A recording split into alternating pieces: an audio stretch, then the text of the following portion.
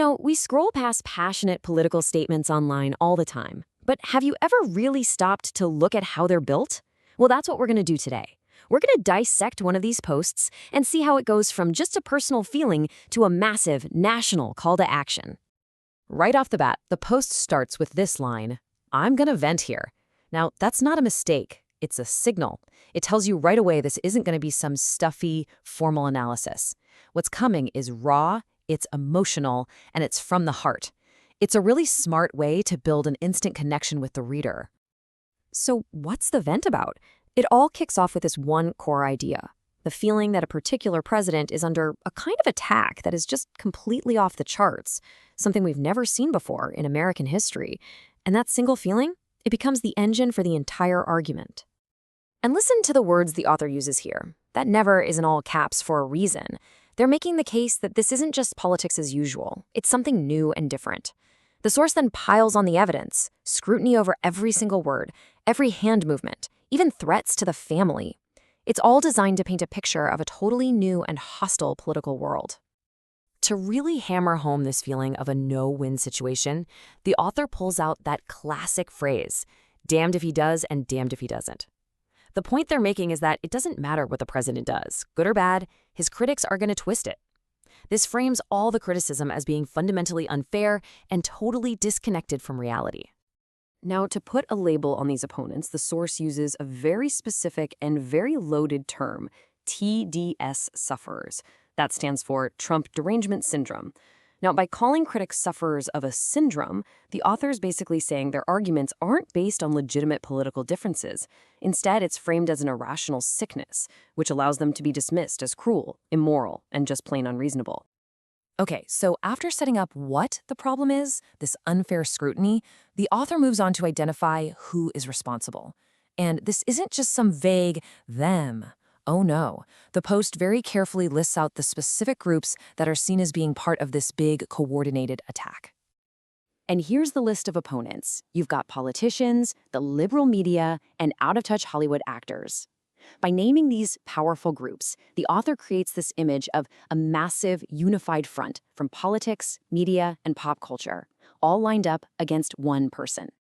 The main weapon wielded against this opposition is the charge of hypocrisy. The author argues that there's a huge double standard at play. They claim that the very same action can be either praised or condemned, depending entirely on which political team the person is on. The takeaway is supposed to be that the outrage from the other side isn't real. It's selective. All right, so we've seen the attack laid out piece by piece. Now, the whole narrative does a 180. After tearing down the critics, the source starts to build up an equally passionate defense of the president. It's all about creating a powerful counter-narrative, one built on his character and his achievements. The defense starts by making the president relatable. The author says, hey, he's not perfect, but he's human and he's trying his best for everybody. And the foundation of this defense rests on things you can't really measure, right? His love for the country, his love for the military, his love for America. These are presented as the pure motives behind everything he does. Then the argument shifts gears. It moves from character to cold, hard results. The source makes this really bold claim that this president has actually followed through on more campaign promises than any other president in history. The goal here is to frame him as not just a good guy, but as a uniquely effective leader. And of course, what ties this whole defense together? That iconic slogan. It's used here as the ultimate summary of the president's true intentions. According to this post, that's not just some political catchphrase. It is the real, honest reason he puts up with all the attacks. So all of this, the vent, the identifying of enemies, the defense, it's all been building up to something.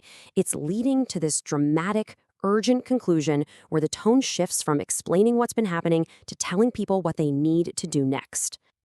You can really feel the frustration boil over here. The author just lets loose with this powerful list of grievances. Hypocrisy, the lies, the violence, the hate. It's a laundry list of everything they're fed up with, and it's meant to make you feel like a breaking point has absolutely been reached. And just like that, the stakes are raised as high as they can possibly go. This isn't about one politician anymore. It's not even about one election. The author frames this whole thing as a final battle for the very soul of the country. And when the stakes are that high, action becomes a necessity. And that leads us right to the final call to action. It's time to fight fire with fire. It's a powerful metaphor, right? It suggests that just sitting back and defending is no longer enough. The only way to respond to what's seen as constant aggression is to meet it with the same level of force. But, and this is a really important but, right after that fiery metaphor, the author adds a critical clarification. They make sure to add, peacefully, of course. This little phrase completely reframes that call to action. It's not about physical aggression. It's about determined, strong, but ultimately civil and nonviolent engagement.